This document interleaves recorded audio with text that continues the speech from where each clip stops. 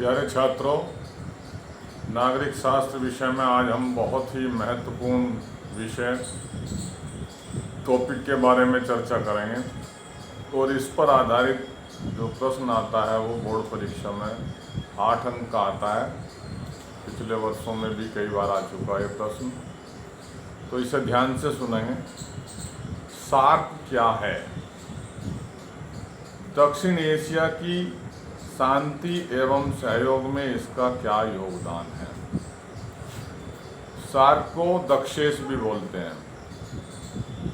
SAARC कह दो, दक्षेश कह दो, एक ही बात है।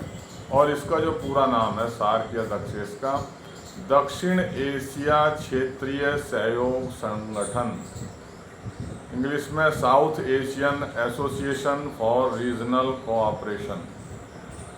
तो ये सार्क, दक्षेश या दक्षिण एशिया क्षेत्रीय सहयोग संगठन क्या है, सबसे पहले हम इस विषय पर चर्चा करेंगे। इसके बाद ये देखेंगे कि दक्षिण एशिया की शांति एवं सहयोग में इसका क्या योगदान है। तो बहुत ही महत्वपूर्ण प्रश्न है, इस पर आज हम चर्चा करने जा रहे हैं, तो सभी छात्र इसको ध्यानपूर्वक सुनेंगे। दक्षेश का अर्थ, सार्क का अर्थ कह दो या दक्षेश का अर्थ क्या है भाई? मैंने बताया इसका पहले फुल फॉर्म, दक्षिण एशिया क्षेत्रीय सहयोग संगठन। यह दक्षिण एशिया के 8 देशों, दक्षिण एशिया के 8 देशों, कौन कौन से हैं भाई 8 देश? भारत, ध्यान से सुनेंगे, पाकिस्तान, बांग्लादेश, नेपाल, भूटान, मालदीव, श्रीलंका एवं अफगानिस्तान। कभी कभी ये प्रश्न जो है अति लघु उत्तरीय में भी आ जाता है कि दक्षेश या सार्क संगठन के 4 देशों के नाम लिखिए, 2 देशों के नाम लिखिए या सभी देशों के नाम बताइए। तो इस तरीके से भी ये प्रश्न आ जाता है। तो भाई दक्षिण एशिया के 8 देश कौन कौन से हुए, फिर से बता रहा हूँ मैं। भारत, पाकिस्तान, बांग्लादेश, नेपाल, भूटान, मालदीव, श्रीलंका एवं अफगानिस्तान का एक क्षेत्रीय संगठन है भाई ये दक्षिण एशिया, दक्षेश, सार्क, जिसकी स्थापना इन देशों ने आपसी सहयोग बढ़ाने के उद्देश्य से की और दक्षेश की स्थापना दिसंबर 1985 में की गई थी। ये भी बहुविकल्पी में अति लघुत्तरीय में होता आ जाता है प्रश्न कि दक्षेश की स्थापना कब की गई, तो आप लिखेंगे दिसंबर 1985। दक्षेश की स्थापना में बांग्लादेश के तत्कालीन राष्ट्रपति जियाउर रहमान की महत्वपूर्ण भूमिका रही। प्रारंभ में सार्क में 7 देश शामिल थे। दक्षेश कह दो या सार्क कह दो, इसके अंतर्गत, इस संगठन के अंतर्गत 7 देश सम्मिलित थे। सन 2007 में अफगानिस्तान भी सार्क का 8वां सदस्य के रूप में शामिल हो गया इसके अंदर।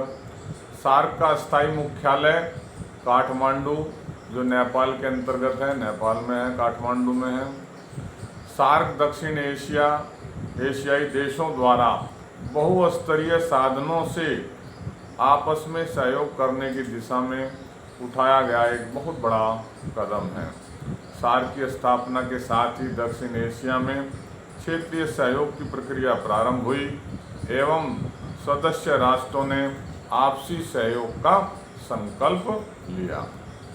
तो ये बताया मैंने सार्क के विषय में। सार्क क्या है, दक्षेश क्या है या दक्षिण एशियाई क्षेत्रीय संगठन क्या है, इसके अंतर्गत कितने सदस्य हैं, इसकी स्थापना कब की गई और इसका मुख्यालय कहाँ है। तो ये छोटी छोटी बात भी इसके अंतर्गत आ गई। अब हम देखेंगे दक्षिण एशिया की शांति व सहयोग में दक्षेश या सार्क का क्या योगदान है।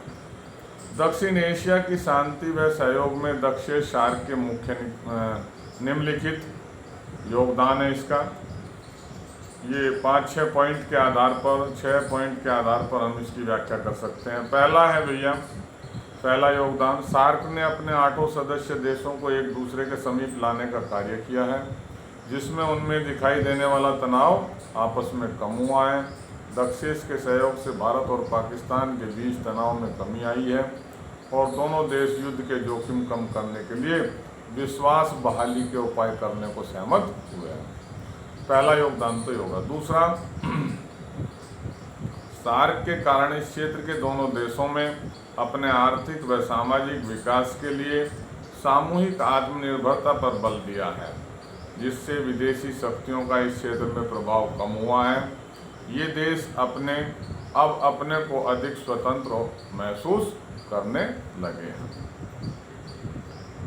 तीसरा भाई, सार्क के कारण इस क्षेत्र के देशों की थोड़े थोड़े समय के अंतराल के बाद आपसी बैठक होती रहती है, जिससे उनके छोटे मोटे मतभेद इस बैठक में अपने आप ही स्वाभाविक ही जो है निस्तारित होते रहते हैं। चौथा, सार्क ने एक संरक्षित अन्न भंडार की स्थापना की है, जो इस क्षेत्र के देशों की आत्मनिर्भरता की भावना के प्रबल होने का सूचक है। पांचवा, सार्क के सदस्य देशों ने सन 2004 में दक्षिण एशियाई मुक्त व्यापार क्षेत्र समझौते, साफ्टा, शॉर्ट में कहते हैं साफ्टा, फुल फॉर्म है इसकी दक्षिण एशियाई मुक्त व्यापार क्षेत्र समझौता, पर हस्ताक्षर किए हैं। इस समझौते में संपूर्ण दक्षिण एशिया के लिए मुक्त व्यापार क्षेत्र बनाने का वायदा है। यदि दक्षिण एशिया के सभी देश अपनी सीमा रेखा के आर पार मुक्त व्यापार पर सहमत हो जाएं, तो इस क्षेत्र में शांति और सहयोग के नए अध्याय की शुरुआत हो सकती है। यह समझौता 1 जनवरी 2006 से प्रभावी हो गया, जो साफ्टा वाला है भाई। इस समझौते में सार्क देशों के मध्य आपसी व्यापार में लगने वाले सीमा शुल्क को सन 2007 तक 20% कम करने का लक्ष्य रखा गया था। दक्षेश के सहयोग से 1 जनवरी 2006 से प्रभावी दक्षिण एशियाई मुक्त व्यापार समझौते साफ्टा से भारत सहित समस्त दक्षिण एशियाई देशों को लाभ हुआ है, और इस क्षेत्र में मुक्त व्यापार बढ़ाने से राजनीतिक मामलों में सहयोग में वृद्धि हुई है। तो जो योगदान दिया इसने दक्षिण एशिया क्षेत्रीय सहयोग संगठन ने शांति और सहयोग के लिए जो भी योगदान दिया, उसके बारे में मैंने अभी आपको बताया। तो इस वीडियो को सभी छात्र ध्यानपूर्वक सुनेंगे।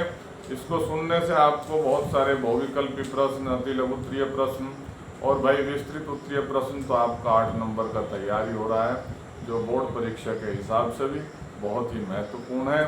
इसको मैं लिखित में भी आपको भेजूंगा, आप अपनी कॉपी में भी इसे नोट कर लेंगे। धन्यवाद।